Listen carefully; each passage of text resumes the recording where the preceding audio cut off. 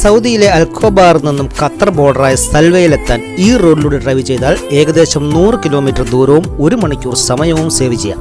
കുവൈറ്റിൽ നിന്നോ ബഹ്റിൽ നിന്നോ അൽഖോബാർ വഴി ഖത്തറിലേക്ക് റോഡ് ട്രിപ്പ് പ്ലാൻ ചെയ്യുന്നവർക്ക് പുതുതായി ഓപ്പൺ ചെയ്ത റോഡാണിത്.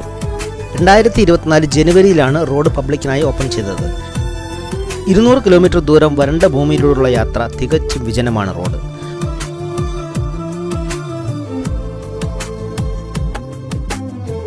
ഗ്യാസ് സ്റ്റേഷനോ റെസ്റ്റോറൻറ്റോ ടോയ്ലറ്റ് ഫെസിലിറ്റിയോ ഒന്നും തന്നെ ഈ റോഡിൽ ഇപ്പോൾ ലഭ്യമല്ല. അതുകൊണ്ട് തന്നെ ഫ്യൂലും മറ്റും കൃത്യമായി ഫില്ല് ചെയ്തതിന് ശേഷം മാത്രം യാത്ര തുടങ്ങണം.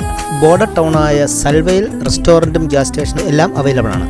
ഓരോ 50 കിലോമീറ്റർ ദൂരത്തിലും പോലീസിന്റെ ചെക്ക് പോയിന്റ് ഉണ്ടാകും. നൈറ്റ് ഡ്രൈവിന് ഒട്ടും അഡ്വൈസബിൾ അല്ലാത്ത ഒരു റൂട്ടാണിത്. സ്ട്രീറ്റ് ലൈറ്റ് ഇല്ലെങ്കിലും സ്പീഡ് ക്യാമറ കൃത്യമായ ഡിസ്റ്റൻസിൽ ഫിക്സ് ചെയ്തിട്ടുണ്ട്. ഏതായാലും ഈ റൂട്ടിലൂടെയുള്ള യാത്ര തികച്ചും വ്യത്യസ്തമായ ഒരു അനുഭവമായിരിക്കും.